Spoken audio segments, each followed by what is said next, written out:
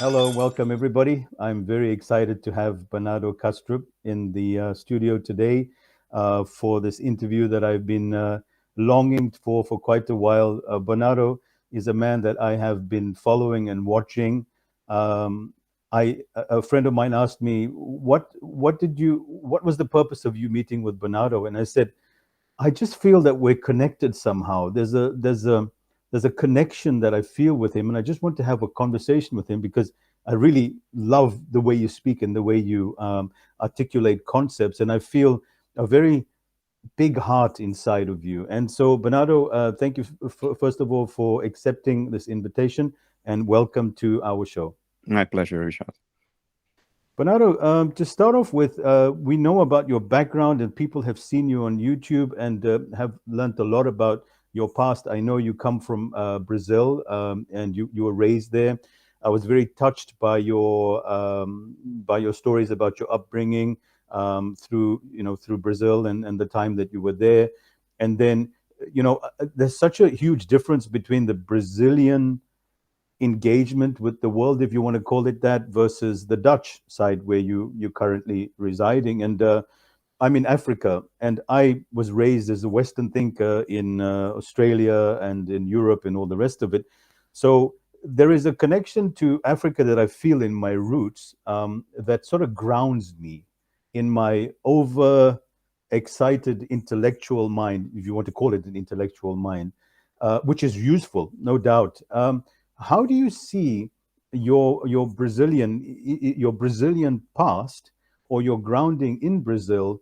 Does it help you in any way to understand the world better? Not understand, but to feel and relate to the world more? It probably does. I don't really have a reference because that's the only past I've ever had. Right. I was born and I had my childhood there, an idyllic childhood, very close to Yeah. nature. Yeah. I don't know how things would have turned out if I hadn't had that. Right. So it's difficult to say, but I can imagine that the connection I experience with nature today, I owe it to my early childhood in one of my grandfather's properties outside the city. A lot of forests and basically virgin forests on the side of a hill. Yeah. And the people who worked there, very simple people with a very, very direct, spontaneous relationship with nature and each other. Yeah. Because what they did was to grow vegetables and take care of animals, and I had contact with them. So I think I owe a lot to that, but it's difficult to say with certainty. I feel at home in Europe. Yeah. That Brazil represents a very special place in a collective mind, which is almost impossible to describe in words. But the best thing you can do is listen to old bossa nova music, Yeah. and then you understand, you feel what that space is. And I loved that space, but it was never mine. It was never something that would express itself through me. And to be honest, I was a bit jealous of it. On the other hand, I am now in the place, geographical place, and the place in the mind where I belong. So I'm not complaining about not being whatever I am not. I am what I am, and I'm happy with it. But I do have almost a longing for that place in the mind represented by Brazil, Right. that I could see, but which was never mine. Right. That's really what I was actually referring to, is that, we have the concept of the mind and we have this perception of the world around us. And a lot of it is formed in logic and understanding and rational thinking, you coming from a very scientific understanding type of world. And then we have this greater knowing that extends beyond understanding, which you definitely know a lot about. I'm reminded of what Eric Fromm says in his wonderful book, where he says, when man lost connection to nature, he no longer knew himself. So Absolutely. in that way, because the nature of reality is so obscure, and it's something that you talk so much about, and I love the title of your book, Why Materialism is Baloney. It's so hard hitting. I find you just don't give a crap kind of thing. You're like, you know what, I'm done. You know what, that really is very attractive, because you came from this sort of structured corporate background, right? And I think that's a bit of a Brazilian in you, if I may say, if I may hesitate to that, Hopefully. where I went through the whole corporate background, and then I said, Rishad, why are you carrying around this false identity to serve a particular agenda or an objective that you're supposed to achieve this, that, and the other? And you just start not giving a crap so much, where you say, you know what, someone needs to say it, and you do. And I think that type of saying things the way they are is so rare and so beautiful as well. So yeah, go ahead. That's both spontaneous. This is who I am. I have no reverence for bullshit, even if it comes with the letters PhD after it. If it's bullshit, I have no reference for it. I'll call it what it is.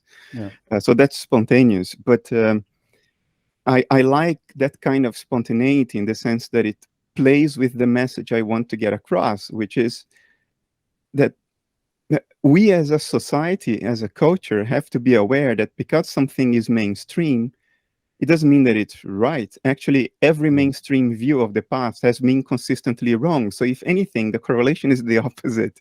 Right. And another thing I do deliberately is I try to mirror, and this is no longer the case today, but when I began 10, 15 years ago, that was very much the case, that materialists would adopt the rational high ground, and they would poo-poo everything else, dismiss and poo-poo and call it new age or whatever.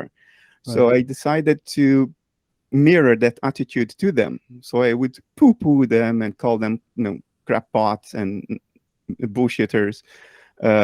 Because many of them are. And if you look at people like Jerry Coyne, who can't think straight, I mean, he's probably a good biologist, but when it comes to philosophy and the rest of science, the man doesn't know what he's talking about. He contradicts himself all over the place.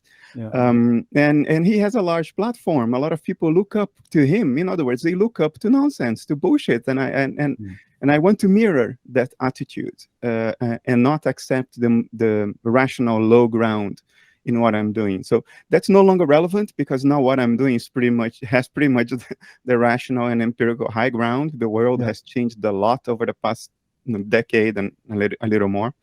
But originally it was both spontaneous and deliberate. And there was this sort of putting on a pedestal someone who came from a particular rational, if you want to call it rational, but we are the ones that have measured the world and understood the world, and then we know the facts, and you're not going to be challenging it because you came from this other side. And it was interesting, you mentioned in one of your interviews about the church at a certain point when science or scientists became a threat. And so it became a threat to the status quo and to the religious institution, which happens across the board in many religions as well. But there was then you had a great turning of what a scientist is. Like traditionally, coming from my background, I studied a lot with the Arab scientists and tradition, especially from the Chinese, from the Tibetans. There are some fascinating people about what science is, and there is this perception that modern day scientists look at empirical evidence. However, it's really interesting that empirical evidence changes all the time, and that it actually isn't.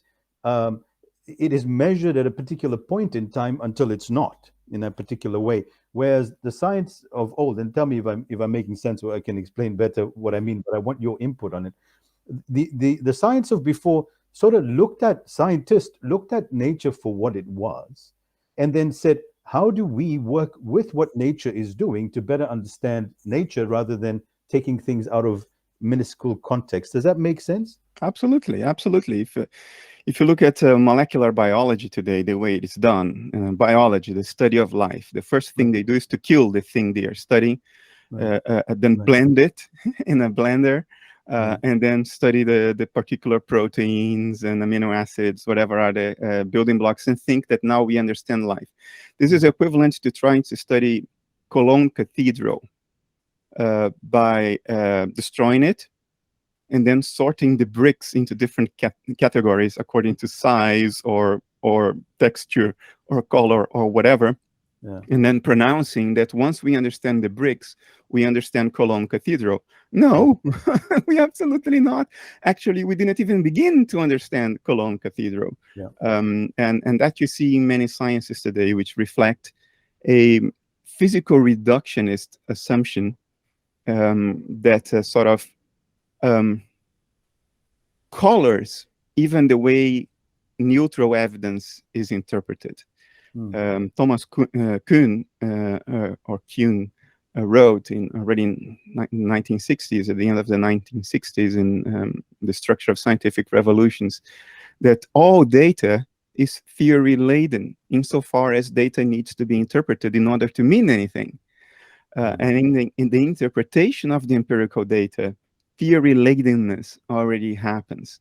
So I think it is fundamentally possible, but it's humanly, in practice, very difficult to take the data neutrally without making all kinds of either theoretical or mostly metaphysical assumptions, which most scientists make. Most scientists approach the world based on materialist assumptions, and materialism is a metaphysics. It's a statement about what nature is, not only how it behaves. Behavior is science. Being is metaphysics. Right. And most scientists interpret data in a materialist-laden way, which is prejudiced and biased, and leads to some of the seeming contradictions that are claimed to exist in science today. There are no contradictions in nature. It's just our prejudices that are violated by the evidence, and we think we hit upon something obscure and non-understandable. No, it's just our invisible and unexamined bullshit that colors the data. That's all there is to it. That's incredible. I remember reading something about Dr. Bruce Lipton.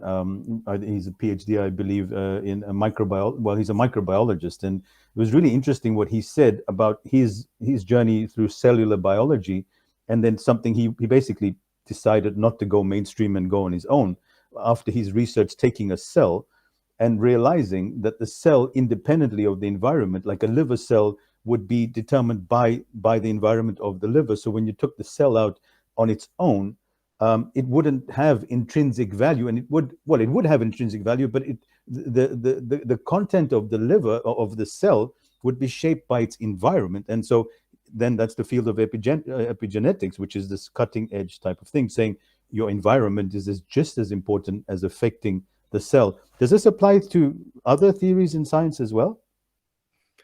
Absolutely, because if you the basic science we have today, or at least the science we consider the most basic, which is physics, particularly high energy physics, the study of the smallest constituent of the physical world, we know that when things interact at the microscopic level, they become entangled.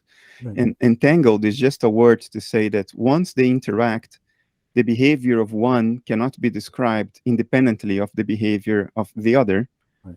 Only the whole can be described with any level of accuracy. And since in the beginning of the universe, we think there was a big bang in which everything that exists was actually in a singularity. In other words, everything was interacting. There are good reasons to think that the entire physical universe is entangled.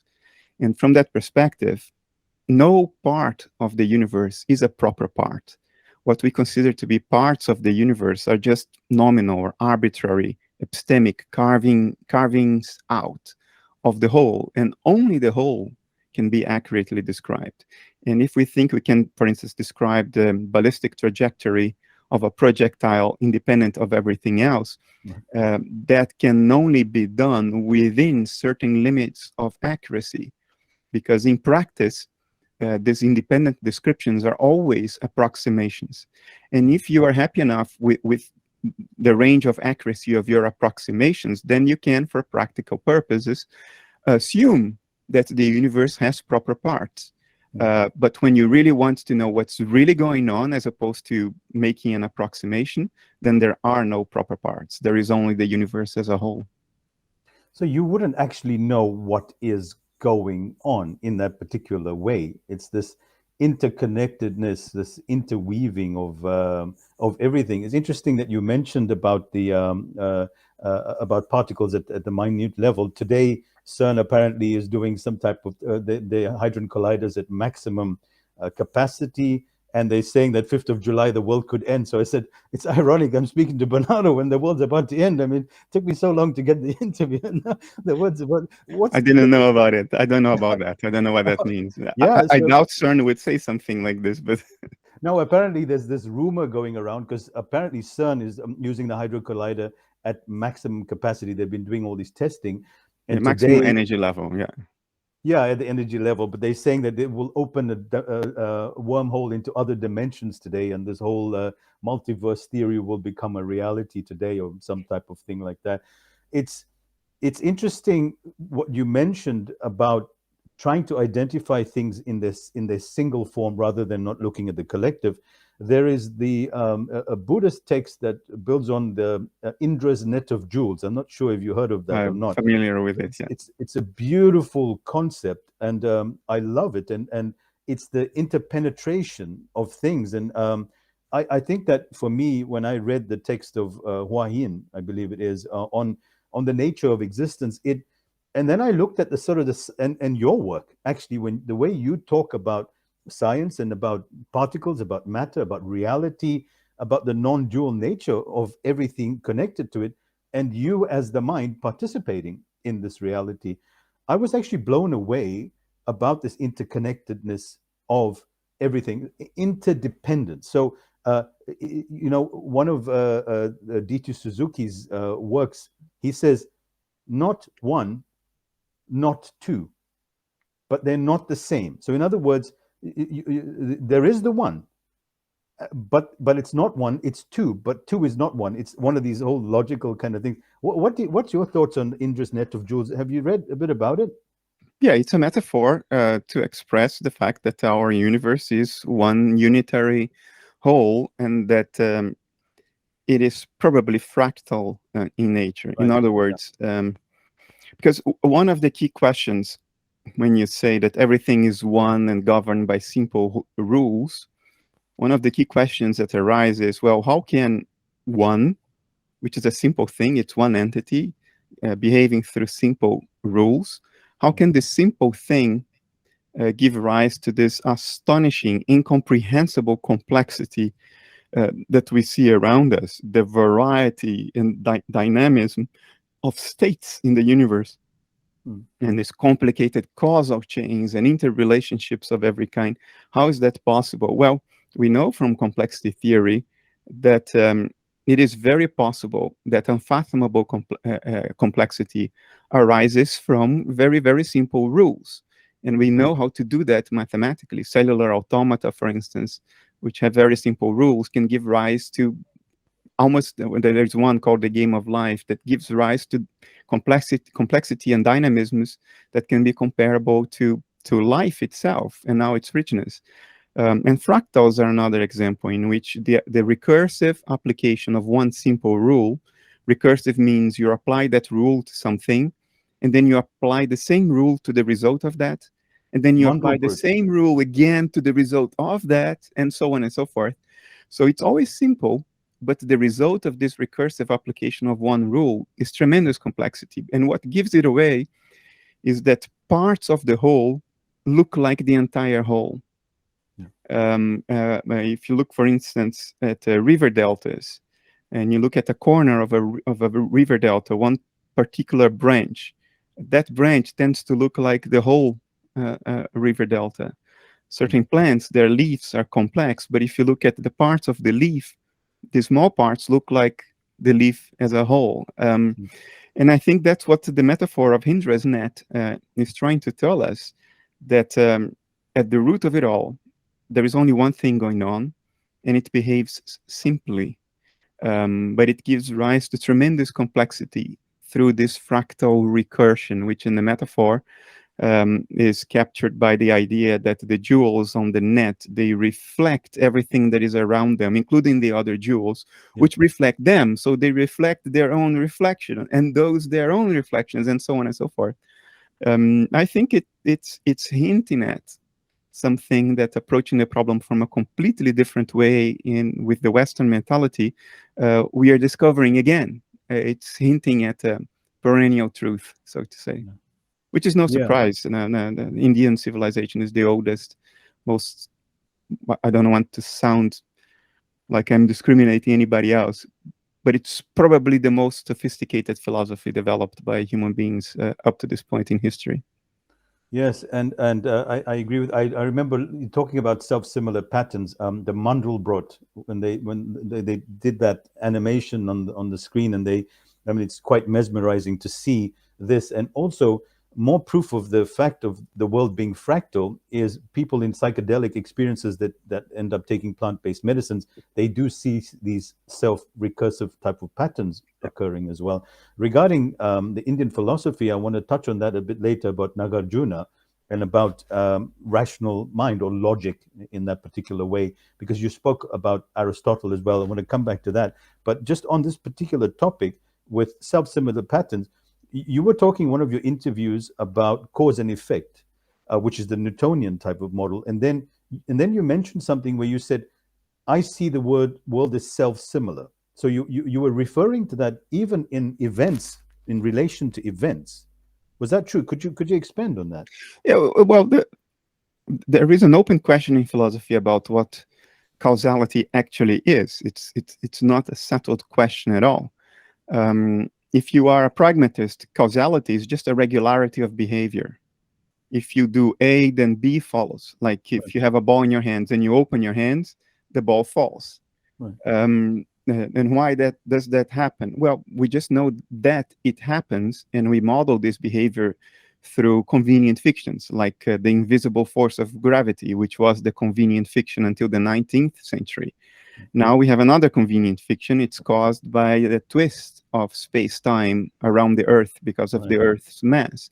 But these are models. These are convenient fictions to give ourselves some form of an account of what's going on and allow us to predict how nature behaves. But from that perspective, it's just like the kid playing a computer game and being world champion, adopting the convenient fiction that there is a little man on the screen shooting around, and when that little man shoots that other thing, it scores points. Is that what's going on? No. What's going on is gazillions of microscopic switches opening and closing inside of the computer, governed by electronics hardware and software running on it. The kid has no idea what is actually going on. The kid has a convenient fiction. There's a little man, I control the little man, and I shoot things around, and then the kid becomes world champion. So that's our situation today. We can model the behavior of the world and develop technology. We are world champions at that. But that doesn't mean that we understand at all what's going on, just like the kid doesn't understand at all what that game is, in fact. So causality is basically that. It's a model, a convenient fiction. What is actually going on, we don't quite know. I think what's going on is that our cognitive apparatus allows us to see only a slit of reality. We cannot see across time all at once, because that would lead to cognitive overload.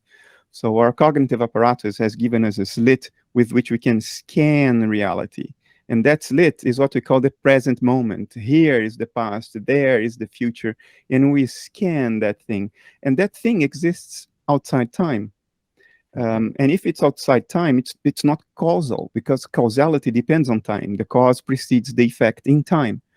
Alan Watts had this wonderful metaphor. He said, if I were a meditating yogi sitting in front of a fence, a wooden fence, and there would be only a tiny little slit on the fence, and I didn't know what a cat was, and a cat would walk on the other side of the fence, and through the slit, the yogi would first see the head, and then a while later the tail. And then the cat would turn around and walk by again, and then first the head, and only afterwards the tail. And the yogi would say, well, the head causes the tail, because the yogi doesn't know the whole pattern, the cat. I think causality is just that. We don't know the whole pattern, reality. We only see through the slit to avoid cognitive overload. And we call it cause and effect. And it serves us because in the analogy of the boy in the game, he gets to win the game. So for him, Exactly. it's all fine. We don't need to know what's actually going on. But But does yeah, notice that this is an extremely dangerous yes, move that the West has taken, because yeah, the West has become extremely arrogant regarding its capacity to predict the behavior of nature and develop toys, technology, and it thinks that because it can do all that, because it's world champion playing the game, yeah. it thinks that it understands the game. It Mm, understands what's going on. No, it doesn't. For the same reason that the kid doesn't understand computer engineering yeah, and computer science and software and hardware and all that stuff. We yeah. know how to play the game in practice conveniently because we have our convenient fictions, but it's not cautious to allow oneself to become very arrogant about the understanding of what's going on just because we can make toys. Well, it's like the kid keep on playing the video game all through the night, and he says, "Well, as long as I keep on winning these coins, I'm going to keep on going." And you could come in being a computer engineer.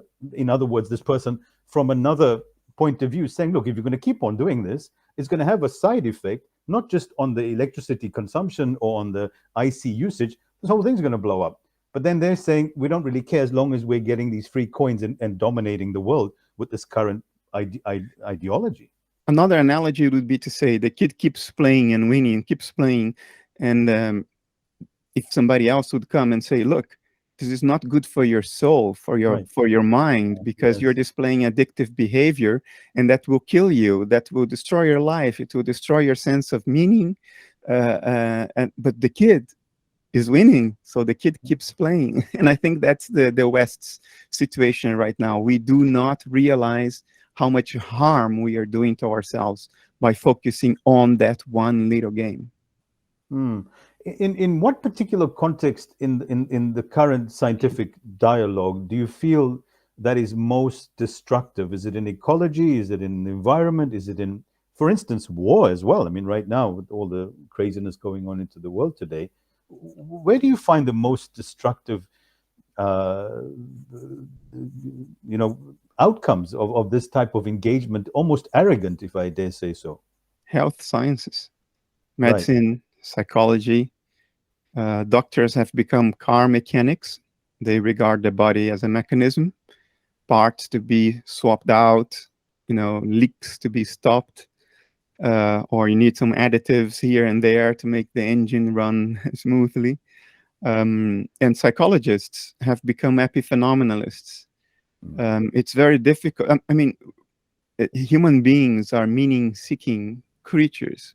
We want our lives to have meaning, to contribute to something bigger than ourselves. If we are embraced by the dark ghost of nihilism, we shrink into death.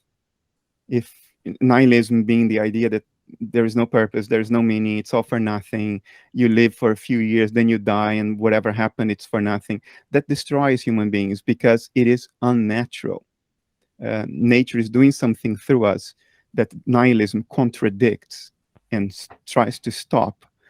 Um, so when you are in a therapy room with your depression or your anxiety, what will solve that is a recovery of your sense of meaning.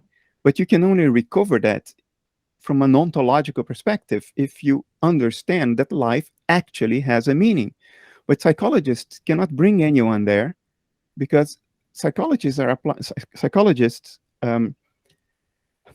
not philosophers, and they have to do their work within the materialist paradigm, that all that exists is matter and mind is an ephemeral side effect. It's just a witness. It does nothing. It has no purpose. It has no meaning. If that's the context in which you do psychological therapy, you're never going to solve any problems. All you would do is apply a band-aid, like with cognitive behavioral therapy and all this modern stuff. We are applying band-aids, but you're not curing anything because you cannot distinguish psychology from the actual reality. And that's exactly what you're trying to do. We treat our minds as though uh, we were trying to cheat the mind. Yeah. Yeah. Because we all believe, well, not all of us, but many of us believe that it's all for no reason. It has no meaning anyway. So I just have to sort of entertain you out of being dysfunctional in our society to make sure that you can go back to work and be productive again. It's I mean, it's this is a disaster. it's really interesting that the two things that you mentioned was, big pharma and the modern day medicine industry, medical industry, and on the other hand, the psychologist, the psychology industry, which is both very much band-aid approach. If you take into context the Eastern or traditional view of ailments, it's always in context. Ayurveda, the Chinese traditional Chinese medicine, it's your environment to say what's the underlying cause, right? And so the underlying cause is defined by nature in its entirety rather than the individual. Okay, so you're eating too much salt and you have too much butter. Now you take this statin and you keep that under control. Band-aid approach. But if we go beneath the surface there, we find that it's actually got a lot more to do with the environment and how their body is processing those butters and those salts rather than what it is in it. Because we're looking beyond cause and effect. Again, in psychology, we're diagnosing things. Look, you say, and I'm going to just elaborate on that. You're saying that what is going to give them a deeper sense of meaning or joy or feeling in themselves is that there's meaning in the world, that it's not all for nothing. In my work that I do as a life coach, it's not a plug for my work because it's about you. It's I say that all these terms that they've newly diagnosed in the last century, ADD, ADHD, you can name it. There's an entire book of them and then a particular prescription for them.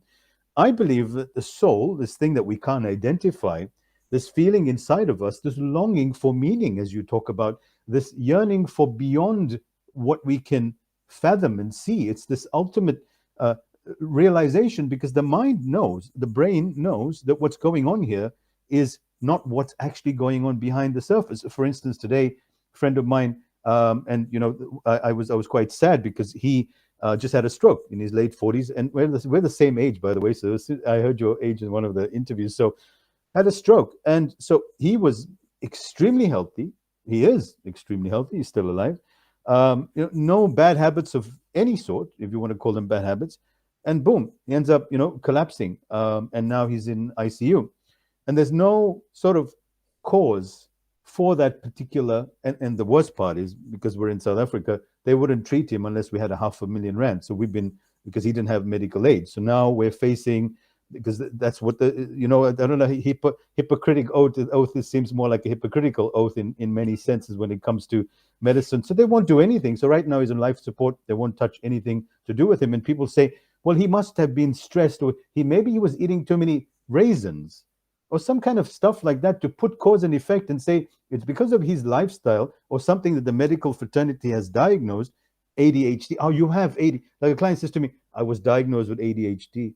I'm saying you don't have it. It's just something that came out recently that people gave a term to, not looking at what's causing our brain to be, sorry, I'm rattling on, our brain to become overly active with all this stimulation that's going on as well. So I just wanted to agree with you on that. Yeah, I agree with what you said. Look, I don't dismiss the band-aids. We need band-aids too. Right. Yeah. But if everything becomes a band-aid, then we are in trouble. And that's the trouble we are in today. Another assumption we tend to make, which I think is naive, is to regard our physical health as something that is fully under individual control.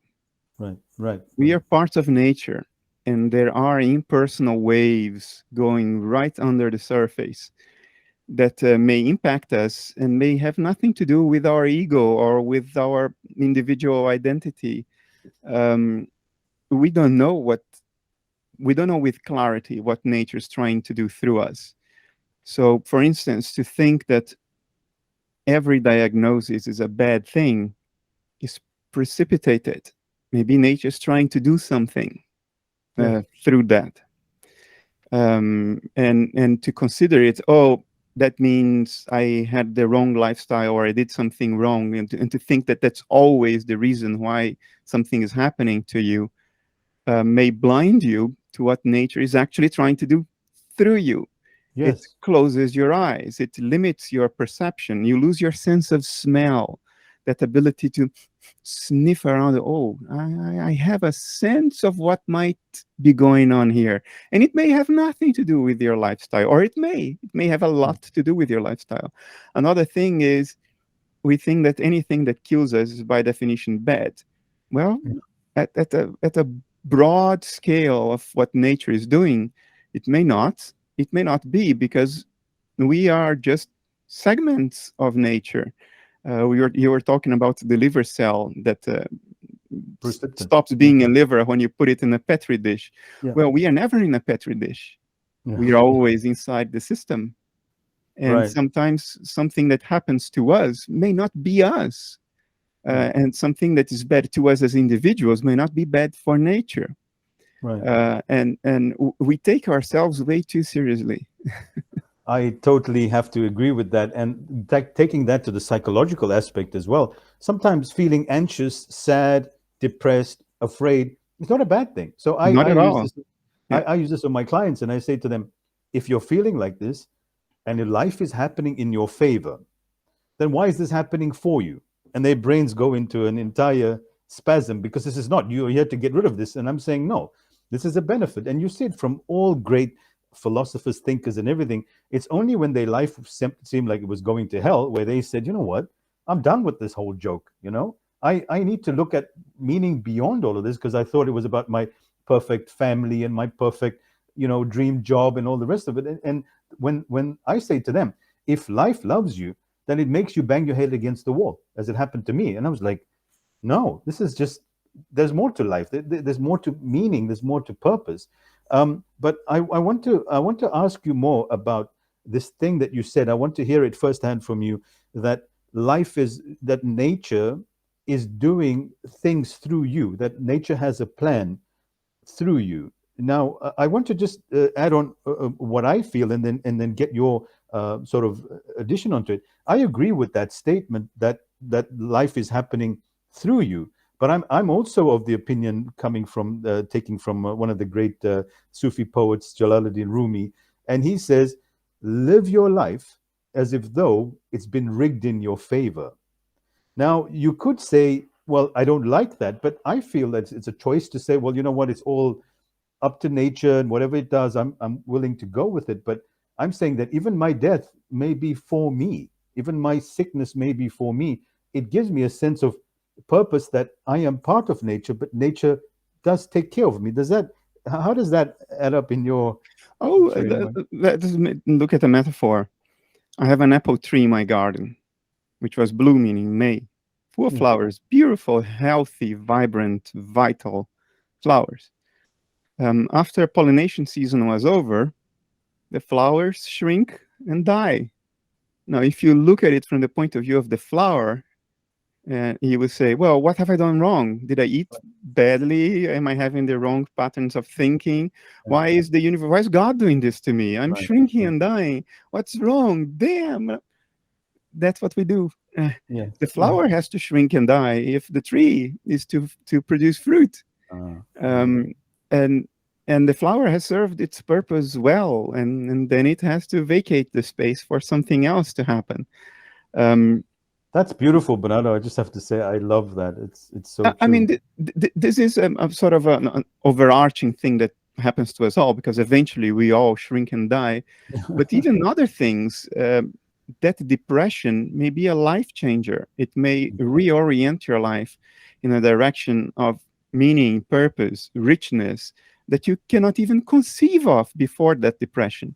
Yes. Because we tend to go into sort of a little tunnel based on our convenient fictions. We think we've gotten it, we understood it, we know what life is all about, and it costs us a lot of adaptive effort through life. It costs us a lot of trauma, a lot of loss, a lot of pain, a lot of swallowing frogs at work and whatever, and we finally think, now I got it. That's exactly the moment when you have to change and reorient your life completely. And for most people, they refuse to do that because they think, oh, this effort, now I'm 35 and I got it, I got there. No, that's when nature goes and says, no. Now it's something totally else. You have to abandon all of your adaptive characteristics. You have to abandon your adaptive self and become your natural self.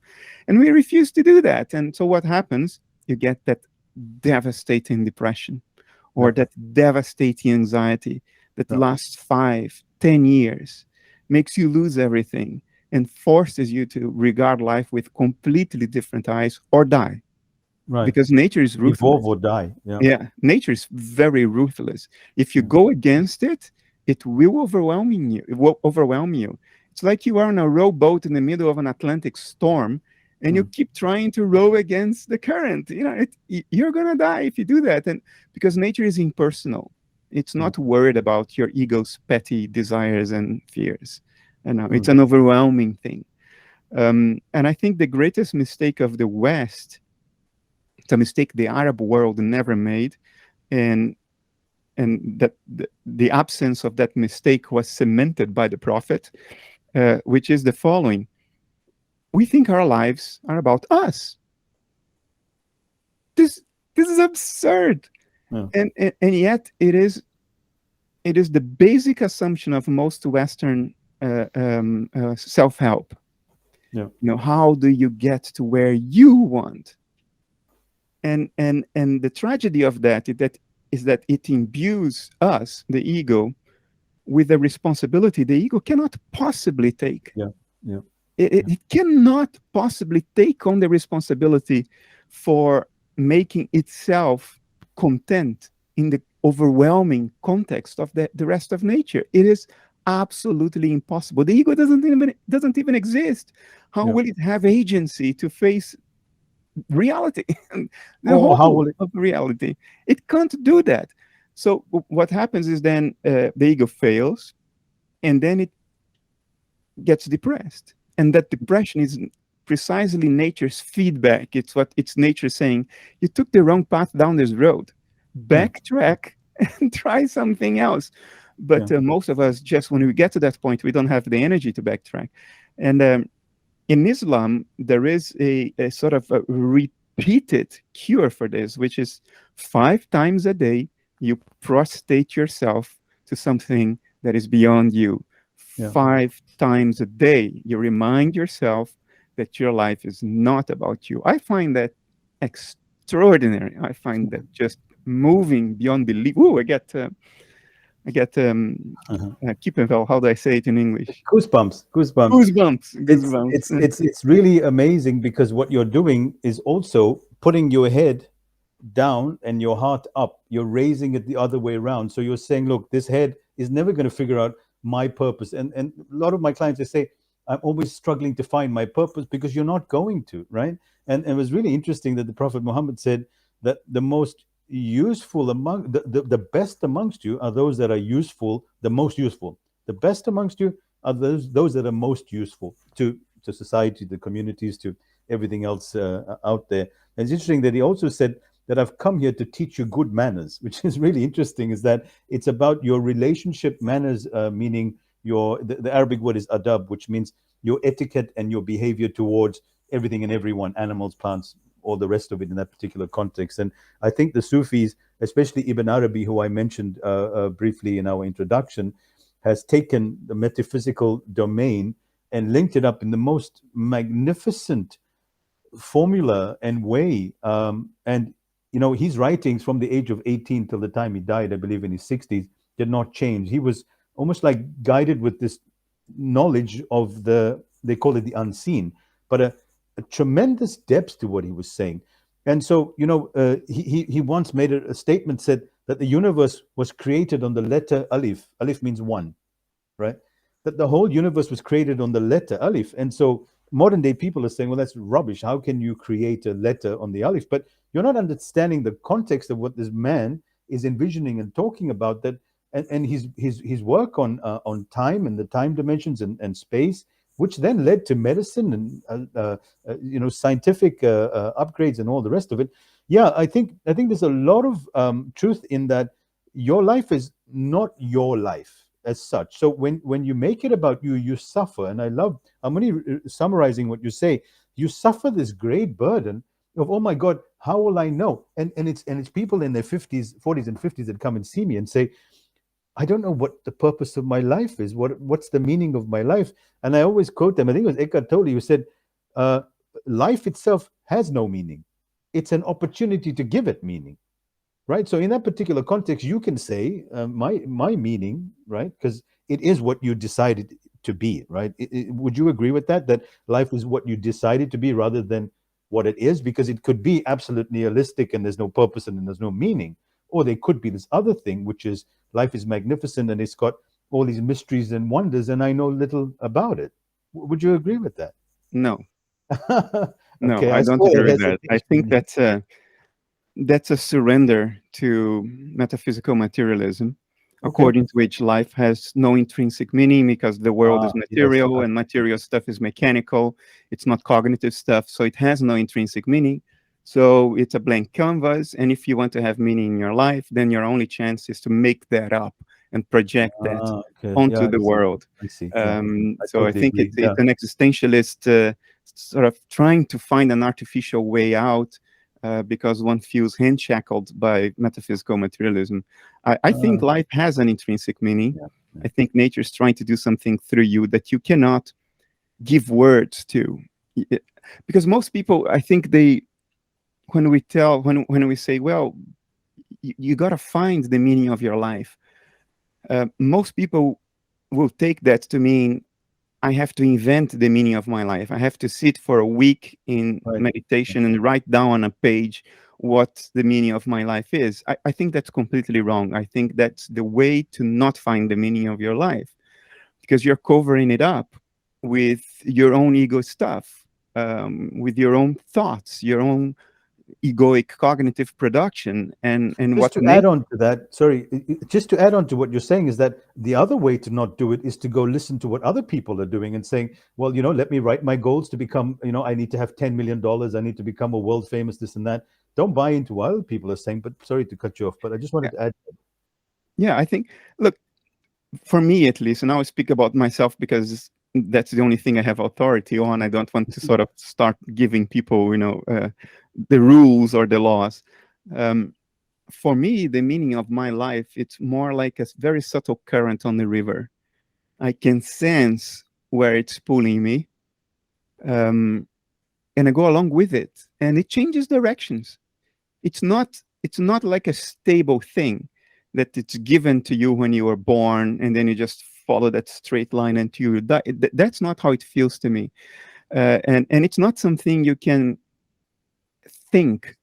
It's only something you can feel, and it's very difficult to feel. Not anymore for me.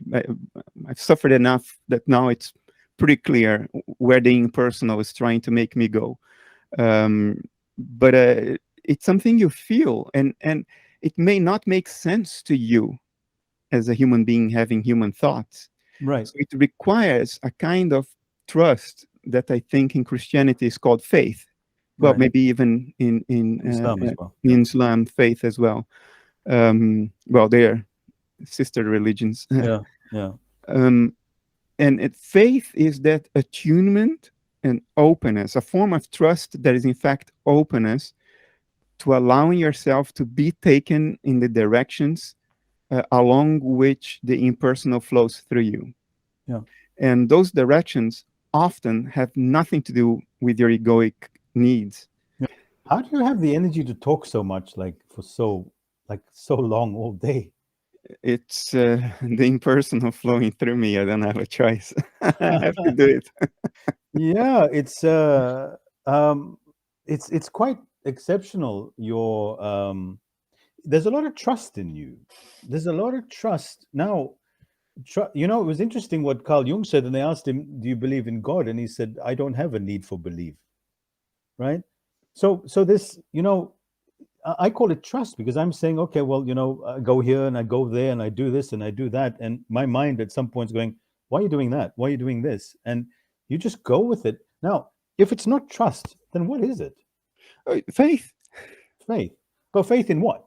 That life is happening, has a plan greater than yours.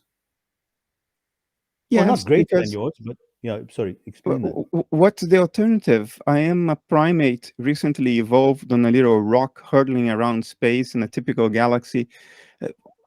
It is beyond presumptuous to think that I can understand enough of what's going on to decide through conceptual reasoning what I should or should not do. It's just, I don't Yeah. know what's going on. I don't know really what life is. Nobody knows. It's a very strange condition we are in, always fighting against entropy to maintain our thermodynamic equilibrium. It's a peculiar thing. Self-reflective beings that know they will come to an end. I mean, I, I, I don't have the hope that my cognitive apparatus is advanced enough for me to wrap my head around all this and decide at an ego level what I must or must not do. I find that naive and beyond presumptuous.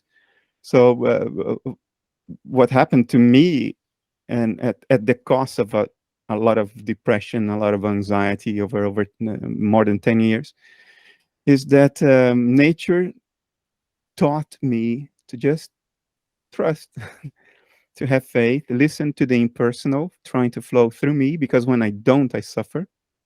Mm. There is nothing sentimental or romantic about what I'm saying.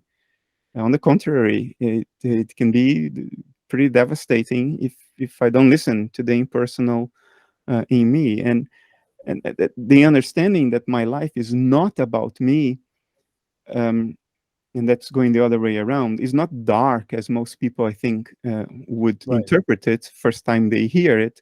On the contrary, it absolves me of so much responsibility. I take no responsibility personally for the destiny of humanity, because it's beyond presumptuous to think that me, the little me, can take Mm. responsibility for that. So what I do is I've developed, I think, some skill in discerning the impersonal movements of mind within me, stuff that's not mine, and trusting it and going along with it, insofar as it doesn't immediately threaten my physical safety. Yeah. Because if the tool dies, then nature can do nothing through me. I am the steward of the tool. Bernardo Kastrup is the steward of this tool, but Yeah. Bernardo Kastrup doesn't set the agenda, and that's a great relief for Bernardo Kastrup. Yeah. It's really so refreshing, especially in your field, in what you do, because you are gaining so much popularity, and I'm so excited. I promote you to everyone, and I think you're just an incredible person to listen to, and you have this tone. You know, one of my coaches, she investigates. She's a PhD in music, right? So she's got a PhD in musicology, and she's actually investigated different tonalities and the type of meaning behind the way someone speaks. So my tone is of someone who has lost a love or a loved one or a love, that they almost like, and you have that style, which is it's not that you lost something, that is craving for that, for that love, for the completion, for that understanding in a particular way. So your voice is very mesmerizing, and I'm sure you disagree with that because you don't like romantic I don't stuff. like watching myself. Yeah. No, but you're wonderful to look at. You know, John Wheeler said, "We live in a participatory universe." Right? That's one of his observations from. Now, I'm not sure if you've seen that or not in what particular context, but I'm going to take that in a particular context. I know when they're observing particles and how they change based on the observation of those particles. That's not something I want to go into, but I have this view that the way you see the world is the way that you want to, because the nature of reality is so much beyond something that we can imagine. I say, how does it make me feel? And that's how I want to view life. Now, it sounds a little selfish, but I'm looking at this world saying, please disagree with me, but I just want to share this with you because I said, you know, Bernardo is saying this thing, it's all impersonal, it's not romantic, and it's, you know, I'm flowing with life, and that's great. I totally get that. We have an expression that says, your slavehood is your freedom. In other words, you're saying, God, I am your slave. I move with you. Now I'm free. And so people say, you're a slave. And and we say, no, now you're free, because it's no longer about you and your journey. It's about Exactly. whatever God is doing through you. So you're free by your slavehood, and your brain doesn't understand that. It thinks Exactly. you're a slave. But then I have to look at this component about emotions in me that make me feel alive. Like, I love chatting to people like yourself. I feel that I believe that it's Rumi's view. Rumi is this great philosopher. Well, he's a poet who says that this whole universe was created for love, and that this is God's expression of love. Although you can't recognize it in your human love, you will not know it. So Rumi says, see God through His eyes, not through your eyes. Because if you perceive it, you're going to go, that's not love, because you just killed that lion, just killed the sheep. So that's not love. But I do believe, is what Rumi says, that life is rigged in my favor. So all of it, even though I don't understand it, is because I am from love. I am brought into love. And part of what Rumi says is that God wanted to be discovered. He said, I was a secret and I wanted to be discovered. So I created man. So man could be born and go, this thing is bloody phenomenal. Like, look at this place that I'm in. Look at these experiences. I love the cockpit analogy you use about the pilot and the plane. And you're like, I wonder what lies. Of course, that's the right question to ask, like the man in the video game, not keep on playing till you get more chips. I wonder what lies outside the video game, what outside this plane. It's all so beautiful. And then the great departure is, he said, it's the great marriage. He says, I'm going to be united with my beloved. He said, I have no fear. I'm going home to where I came from. So to me, it makes my heart feel really wonderful, and it aligns me with everybody else. So I say, I have no problem seeing the world that particular way. And because we live in a universe that allows, because I don't understand it, I can create the meaning that I want that suits me and those around me. Does that, I know it's too much, but let me know your No, thoughts. you are basically talking about the importance of what we feel from within, and I Right, am totally on board with you there, because I've been talking about the flow of the impersonal within me and the needs right, I have to follow that flow, even though it doesn't have my personal safety or comfort in mind at all. Sometimes on the contrary, right, but and sometimes in other interviews I have personalized the impersonal, right. calling it the daimon.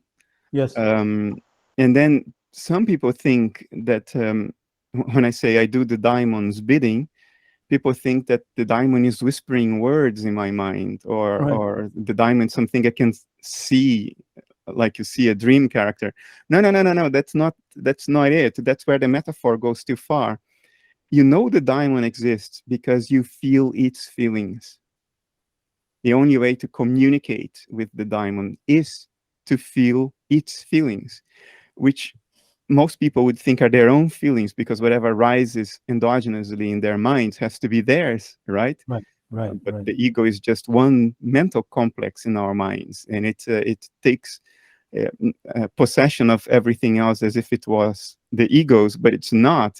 Other stuff is not ego related at all, but you still need to feel the other stuff. And that's the only way I can communicate to the impersonal, is to feel its feelings, sometimes to think its thoughts. right. And it is a form of introspective art to discern its thoughts and its feelings from my ego's thoughts and my ego's feelings. And that's Hmm. something that only happens when you grow up, when you mature. I mean, we live in an adolescent society in the West today, in which the values of adolescence are supposed to hold until the end of your life, which is a pity because Yeah. we've lost adulthood in that process. But it's a part of the challenges of the second half of life, when you have already sort of carved out a space for you in the world. You have a place to live, you have some form of income, you have a family. Part of the challenges of what come after is to discern amongst all the things you feel, which ones are yours, which ones are nature. Hmm. It's the impersonal through you. To discern amongst all of your thoughts, which ones are your ego's own machinations, and which ones are nature's, expressing itself through you as a part of nature. So without feeling, there is no impersonal. There is no pursuing the meaning of life. There's none of that. Without feeling, you might as well roll up in a corner and wait to die. Yeah. That's beautiful. Rumi said that the language of God in impersonal in a way, because God is a word that's been so sort of polarized and owned by people. I love how Eckhart Tolle said the two most abused words in the English language are God and love. It's so. And Eric Fromm's book, and I know he was a Jungian fan as well, and he learned a lot from D.T. Suzuki, so he captured a lot of the Zen teachings as well. So Eric Fromm, so both of them have said that love is not what we think it is, and God is not what we think it is, and this impersonal. If we use the word of Rumi, calling him God, he says that the language of God is silence. Everything else is poor translation, which is really interesting when we look at how we feel and then we try to express what it is that we're trying to feel. And I love what you're saying about the ego mind, because the ego mind is saying it's me and my life and my world and my existence and my happiness, my life. What about me? And really interesting what you're saying about that adolescence is meant to last till the end of life. You know, in the Indian cultures, when you get to a particular age, you provide for your family, very much like you're describing, set everything up, and then you have to just wear 2 pieces of clothes and go up to the mountains. Because now it's like, I need to find the meaning of me going towards that other place that I came into this world for this particular purpose. It's this transcending. And also what the Vedas talk about is that thinking is a sense, that one of our senses. So we have 6 senses, right? You have taste, smell, hearing, and all the rest of it. But thinking is just one of those perceptions. But what we've done is we've elevated that to our entire identity, so we don't know ourselves outside of thinking, which is it's really, I don't know what your thoughts are. I read a paper that was saying that the thinking brain in human development happened about 200 or 300,000 years ago. Now, I had this strange question, and please, a lot earlier. Huh? No, sorry, a lot later than that. A lot later. So 50 to 30,000 years ago, we developed conceptual reasoning. So then, how did we know the world if it wasn't through thought? Through feeling, intuition, imagination, all the other mental faculties that we are born with are our birthright, but we completely ignore because the ego and the conceptual reasoning deems them unreliable. This is incredible. 30,000 to 50,000 years ago, if they date when Homo sapiens were around, that's like 200 to 300,000 years ago, right? Yeah. Is that what? Yeah. So then, where does the conceptual? I thought, as part of Homo sapiens, was the development of the conceptual, the neocortex, right? Yeah. So that's you hit upon what is probably the greatest mystery of paleoanthropology today. I would suggest a book to you called The Masters of the Planet by Ian Tattersall, who is the curator of the American Museum of Natural History. Right. Masters of the Planet by Ian Tattersall. I may have it. Right. I have it somewhere here, but I have no organization system. So, I have to look at everything, and there are a couple of thousand books behind me. Right. The mystery is the following. We are anatomically human, including the brain, and we know that because of the imprints left on the inner side of the skull in fossils. We have been anatomically what we are today for about 200,000 years. Right. But symbolic reasoning, the ability to replace elements of realities with tokens, with symbols like words, concepts, there is only evidence for that from 50 to 30,000 years ago. And the mystery is the following. Genetically, we had to have the ability to think symbolically, or call it the intellect. Genetically, we had to have the possibility of an intellect already since 200,000 years ago. So that key genetic mutation, that fantastic genetic mutation that allowed the primate to think, must have happened 200,000 years ago, but it played absolutely no role. It was latent for over 100,000 years after that, which raises the question, why was it fixed in our genome? Because it had no selective advantage whatsoever. On the contrary, it led to a larger brain, a larger head, that killed more mothers as babies were being born, because the birth canal is hardly big enough for a human head, consumes tremendous amounts of calories. Our brains, 1.5 kilos, consume 1/4 of the Right. calories we ingest in a body of 80 kilos. Um, so why? How come it happened and then was fixed in the genome without any advantages whatsoever, only disadvantages for over 150,000 years before, for some reason, nobody knows how, why, one primate actually learned to use it. It's Wow. the most tantalizing mystery in paleoanthropology today. And in the Bible, you will find a metaphorical description of it in the story of the fall in Genesis, Right. when Adam and Eve realized that they were naked. Right. That's self-reflection Yeah. emerging when Yeah. they took a bite from the fruit of the tree of knowledge of all things, the tree of knowledge. Right. Right. Right. Yeah. And in the Bible, it's uh, of all the key historical events that are profoundly mysterious, the Bible starts with it. It's like, wow, the Jews exiled in Babylon 2,500 years ago had their antennas up and they were listening. That's just. I mean, that was such a mind shift for me because I'm assuming maybe it had to do with the fact that they can't find written records, but I'm sure they've done their research more thoroughly than that. Well, they have Which to find some record. So, like right, drawings in stone, right, some signal that we've started thinking symbolically, like right, some form of religious ritual associated with burial. yeah, One way in which we replace an element of the world with a representation of it in the form of words or carvings or art. And hmm. we only have evidence for that from 30 to 50,000 years ago. That's incredible. Which in the Quran we have this thing where in the Quran it's the God says that we created man from a drop of blood, from a drop, it's from a drop, and then shaped him, and then God says that I blew my spirit into you. And so for us it's the soul that was created, because now nobody knows where the soul is. And even in the Quran it said if they ask you about what the soul is, say I don't know anything about that. But it's very evident that is within you there is a soul, but you can't actually fix identity to it. But when we say we have a soul's longing or what my heart wants, we know we're not talking about a physical dimension of organs in our body, but there is a dimension within us, whatever you want to define it as, that exists within that, and that is the impersonal. I guess you could say the soul could be the. Would you agree with that?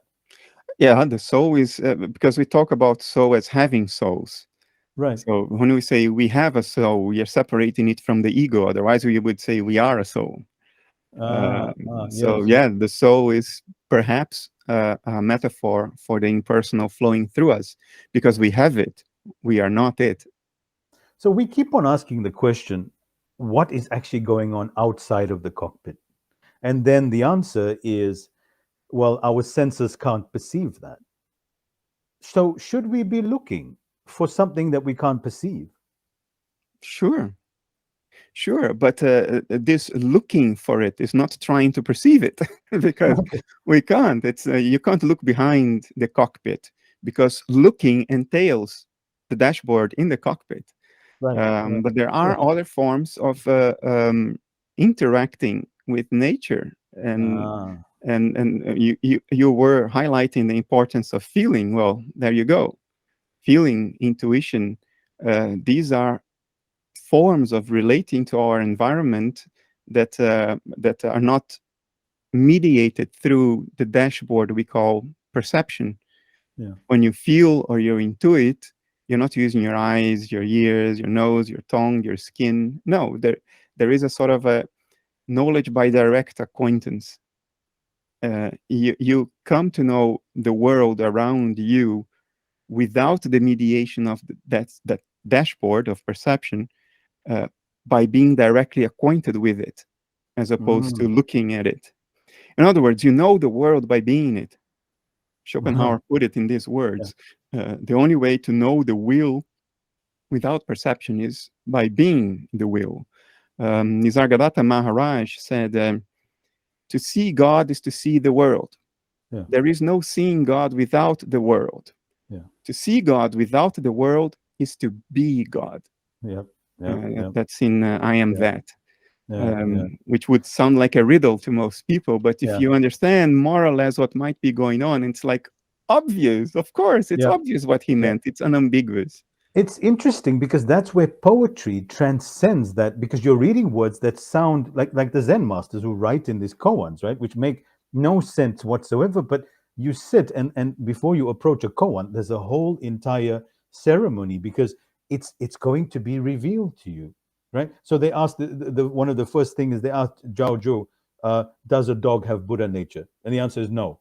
And then the explanation is that the no is said to the question, not to the question. The no is said to the questioner, not to the question, because there's more to this layer than that, which is really interesting when you bring that in. What you just revealed to me amazingly about between 30,000 and 50,000 years, the ability, so you could say the development of the neocortex. There's a huge emphasis placed on the third eye, and this eye of Horus. You see this in many types of symbolism. The third eye, or the pituitary gland, or the intuition center, and then the gut. So in the Japanese tradition and in the Chinese, the hara, the area two inches below your navel, they call this your gut. And the entire Japanese way is that. So D.T. Suzuki says, keep your spine straight during Zen practice and keep your hara strong. So your weight is down. So he says most human beings today breathe through their lungs, and that goes to their heads. But when you breathe through your belly, then you're opening up your intuitive center. Interesting where the womb is located in the creative center, which is very exciting in what you're talking about, intuiting and feeling beyond thinking.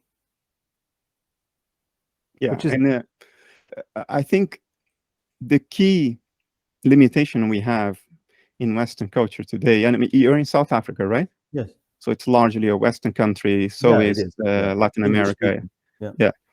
Um, So is the key, Brazil, right? In a way. yeah, Yeah. yeah, largely Western. There are other cultural influences, but social life is pretty much Western culture in Brazil as well, insofar as I remember. But I also read news, and it is pretty much Western.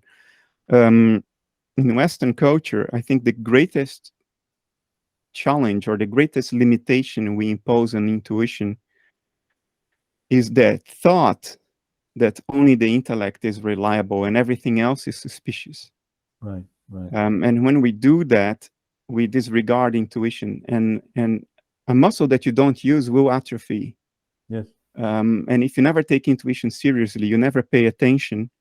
Paying attention is crucial. That introspective nuance that you have to have in order to figure out what is intuition and what is not. We lost that because we don't exercise it. We don't even develop it. We don't grow up in that direction. We grow up to think that only thoughts are reliable, even though all the greatest deceptions of human history were induced by thought, wrong thoughts. Yeah. But we atrophied the muscle of intuition to the point that what we now call intuition is anxiety-driven thinking, wish fulfillment-driven thinking, and random associations. Right. And because all three are unreliable, we say, oh, intuition is unreliable. People who say that never learned what the intuition is. They are taking wish fulfillment and anxiety thinking and random associations for intuition. That's not what intuition is. When intuition comes, when you sense it for the first time, it's unambiguous.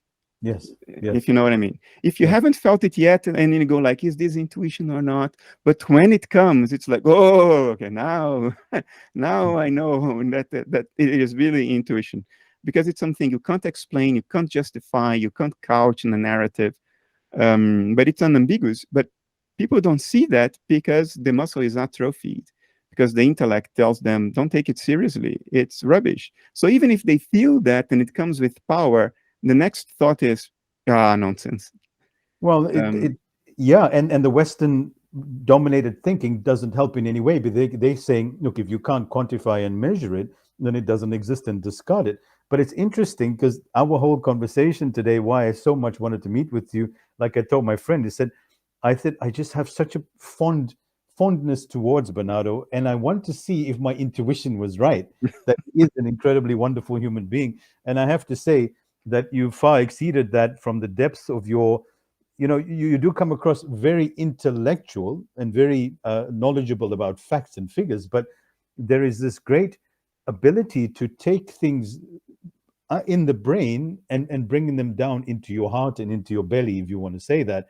It's interesting that in the ancient cultures, it was a science on developing your intuition. Like in the Sahara, the Sufis over there, they have three centers inside the heart. There's the heart within the heart within the heart. And they say within the third heart resides God, and he speaks directly to you if you listen. So the whole point is you've got to shut down the intellect, which they teach you to do. And it was really interesting of this old Sufi text. And he said, what came to us very easily 1,000 years ago is so much more difficult for man now. They used to just know it. So one of these examples, a friend of mine was in the desert and he went to visit this great scholar over there. And one of our senior elders were not well back home. And he saw him and his turban had fallen to the side. And he said, one of your senior elders is not well. The man was like, how the hell did you interpret in the middle of the desert? And then he said to him something based on something. He said, he's not well. He will die soon. And a day later, he gets a phone call.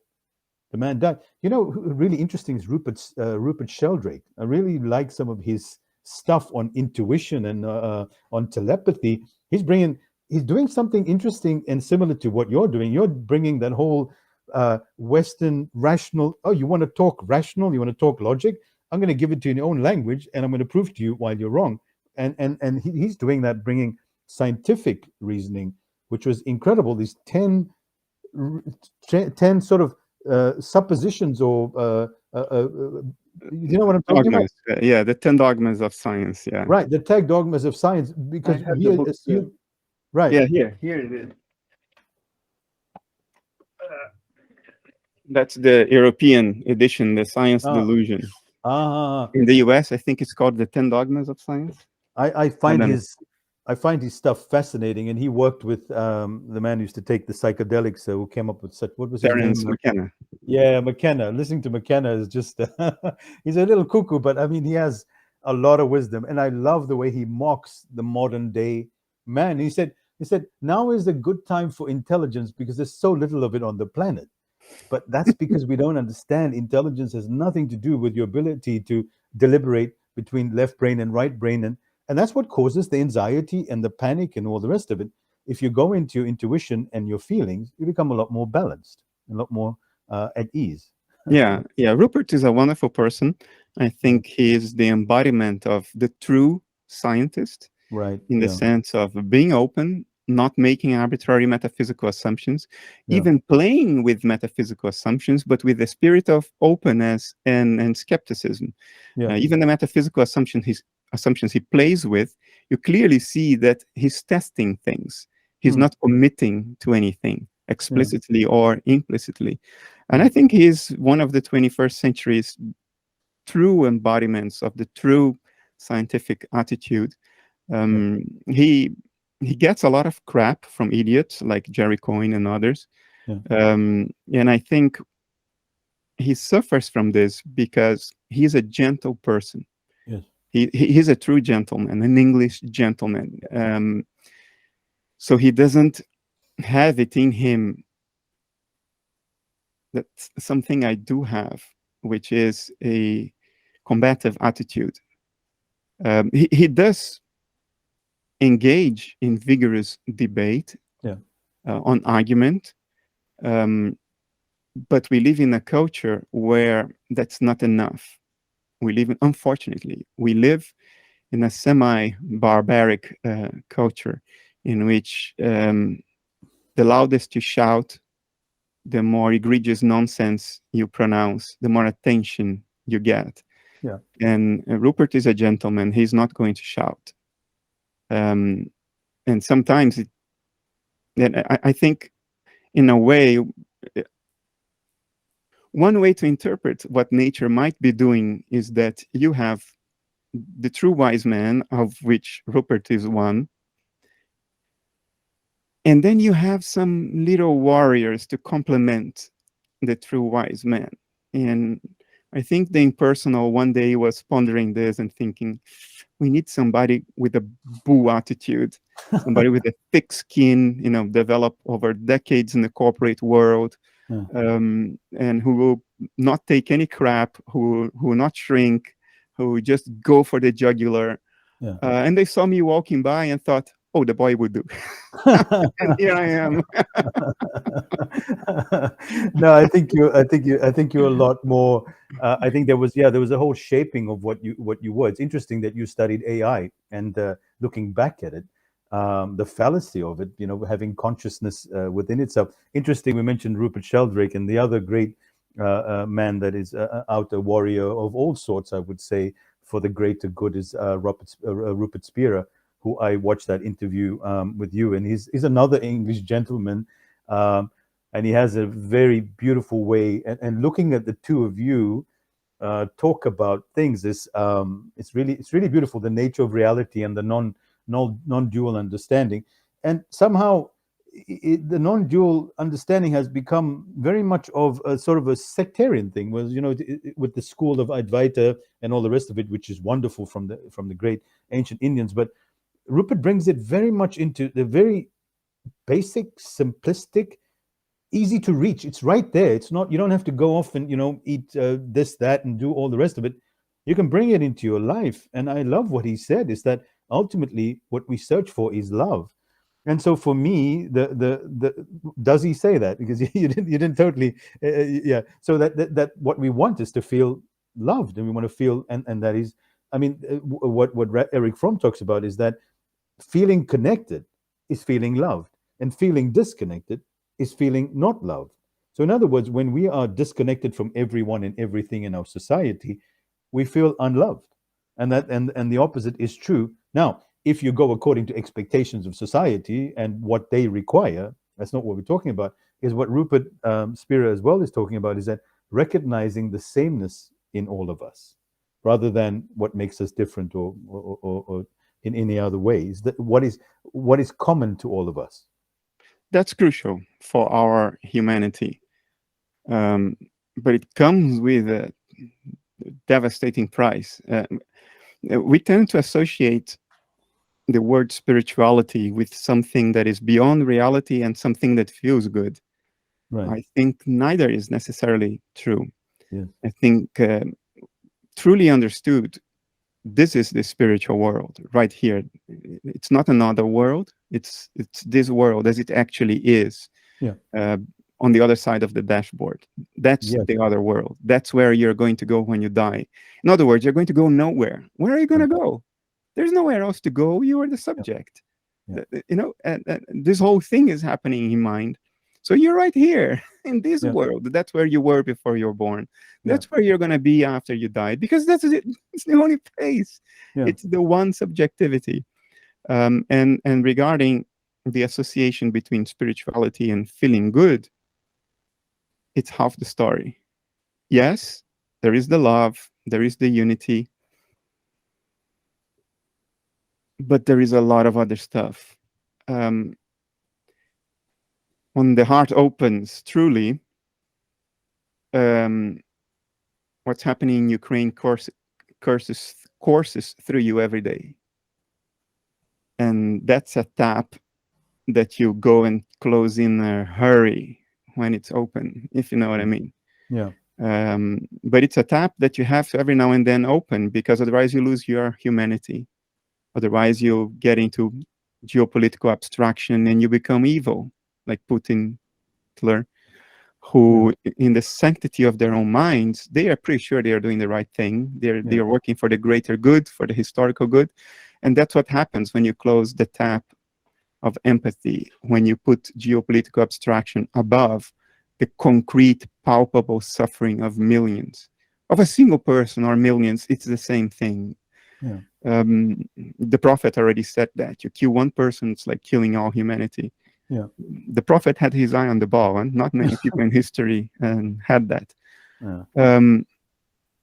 So that's one aspect that can be very disturbing and difficult to do. What you're saying is that it's all feel good and everything, but there are some people there with some really bad intentions, wanting to do things that are not so in agreement with how we would like the world to be, and we're going to have to speak up about that, and instead of letting it, That, push it under the rug. that's one thing. The other thing is to feel empathy is to feel the suffering of everybody who's suffering.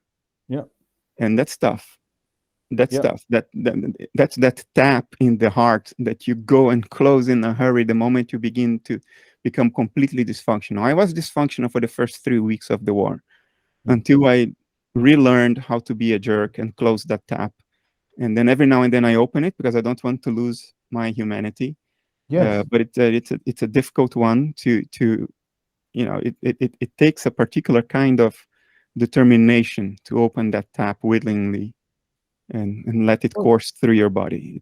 Well, it is all the nature of all the suffering that we encounter in our lives, and things that don't make sense to us, like my friend having his stroke, or like somebody dying, or all those things, is that we are human, and to not feel is to not be human. So, Yeah. and then again, if we shut down the feeling part of us, intuition goes as well, and we're just in our heads, Absolutely. and then we can commit all these atrocities. Again, Yeah. taking it back to the Japanese, if we're breathing through our lungs and thinking through our minds, instead of breathing through our bellies and thinking through our center of intuition, we're going to be looking at a very different world altogether. So being human is to feel. However, applying your principle that life is working through you, then I may say that what's happening in Ukraine right now and in Russia, including that beautiful article you wrote about Russia, is the end of a very bad situation, of a very bad person for the great people of these.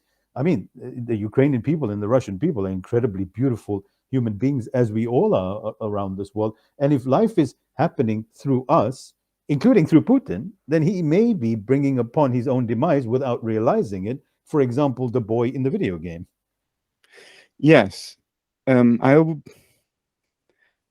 Maybe I will dare to add to that something that will scandalize some of your listeners.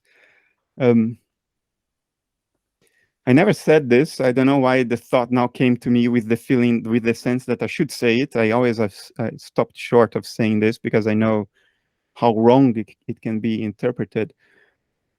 There is, religions speak metaphorical language because we don't have accurate concepts for most of what religion talks about. So we have to speak symbolically, metaphorically. So adopt that metaphorical language. Right. Keep in mind it's a metaphor. Yeah. But one of the realizations on the journey, and now to speak the Christian metaphorical religious language, is that the devil is in the service of God, and that antagonizing God is the devil's service to God. It is what God charged him with doing. Yeah. And when you realize that, how to say, it sobers you up. Yes. It doesn't stop the calculations in the sense that if I could take a shot at Putin, I would. That calculation is still there, but your relationship with evil changes. Yes. One obvious way in which it changes is that the problem of evil disappears. You no longer ask, why does God allow evil?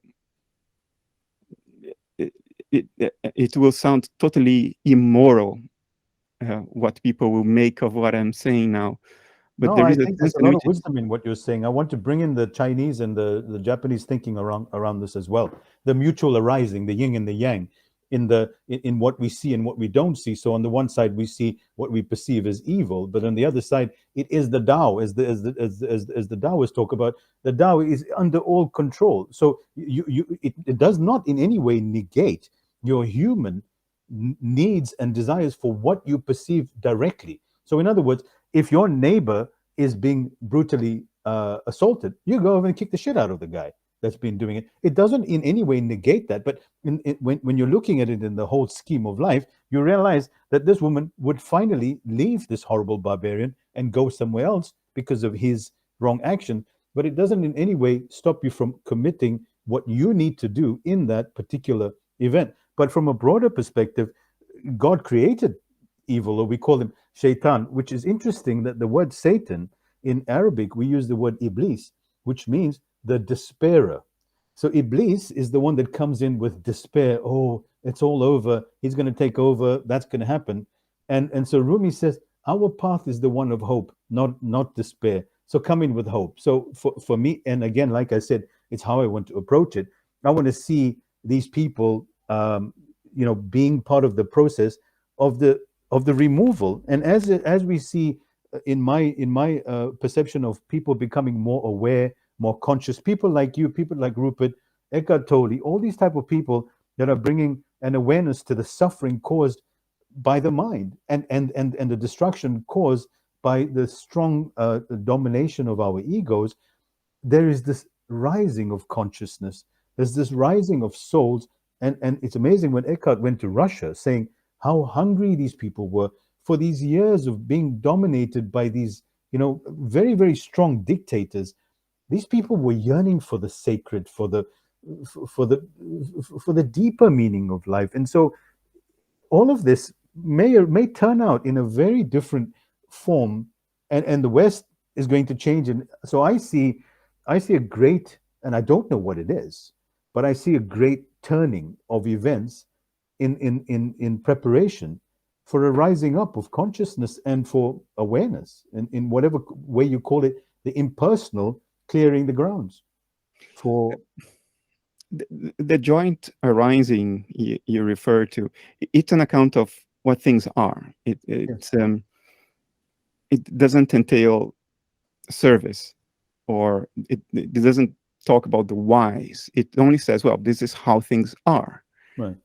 Evil and good, they arise jointly because they co-define one another. Right. Yes, I am with you on that. But I was trying to add something on top of that, which is the devil's secret mission from God. Let me try to flesh that out a little bit more and come down from totally metaphorical language to half metaphorical language. God sees the world through our eyes. Wasn't it Eckhart who said, the eyes with which I see God are the same eyes with which God sees me? So God's consciousness experiences nature through our eyes, the eyes of all living beings. We are spies for God. And only through our suffering, which is experienced by God, can God become self-reflectively aware of what it is doing.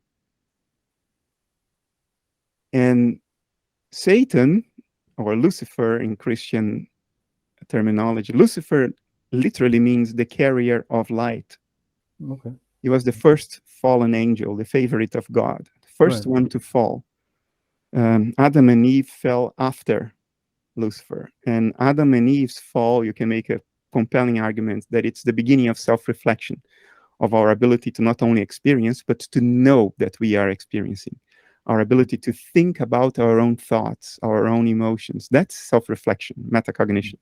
Yeah. So the fall of Adam and Eve is the fall into metacognition. But Lucifer fell first. Right. And how did Adam and Eve fell? Well, Lucifer tempted them into eating the fruit of knowledge. Right. And then they became self-reflective. And it is through our self-reflective eyes that God becomes self-reflective, that God can take explicit account of what it is doing and pass value judgment and say, well, I like it, or I don't like it, or I should change my ways instead of acting spontaneously like nature does. Nature acts spontaneously. It doesn't act as the result of a long chain of premeditation and reasoning and thinking. No, it just acts. It's totally spontaneous. Yeah. Which suggests the original state of the divine mind, totally spontaneous. Right. But whatever suffering it causes, ultimately it's causing it to itself, because it's the only mind there is. So if it falls into self-reflection, it can now take explicit control of its own mental activity. And maybe what we call Lucifer is the first self-reflective psychic complex in the mind of nature. The first one Yeah. to fall, which then mobilized the whole of humanity to Mm. fall along, which leads to suffering. Because the Mm. moment you fall, it's the moment you both become self-reflective, but also the moment you begin to suffer. Because before self-reflection, you are just spontaneous. You don't suffer, you have pain, but you don't suffer. You're not Yeah. thinking about the future or regretting the past or fearing Right. that what might come. That comes with self-reflection. That's the exile from paradise, the Right. exile from the garden, orchestrated by the carrier of light. So God can see the world and its own acts through our suffering eyes. So it's in that sense that I meant that it's not only that good and evil co-arise. Of course, they co-arise. They are both intrinsic potentials of mind. Mm. Obviously, you might not like it, but that's empirically obviously the case. But beyond that, uh, the devil gets a bad press because he is on a secret mission to help his father. Ah, Um, and that mission entails antagonizing his father and causing suffering, which I'm not saying we should welcome suffering. No, no, but suffering is inevitable. And the part of it that is inevitable is already good enough. We don't need to add any more yeah. to what is Yeah. already inevitable. We might as well reduce a lot of suffering because a lot of it is not really necessary. There are a lot of people who continue to suffer after the insights that the suffering was meant to instigate, Right. because suffering becomes a habit. Anxiety becomes a habit. Yeah. Depression becomes a habit. Even after you sucked out of it everything you could, all the life lessons, all the insights, you continue because it's a habit forming mental pattern. It's Yeah. a We kind call of that addiction. learned helplessness. You just learn to just repeat that same thing. It's the victim mindset. I think that's a really wonderful example or an analogy in how you put that forward. And what's really interesting is that Adam and Eve's fall from grace would be in that self-reflective mind, its ability to know suffering and to know themselves through themselves.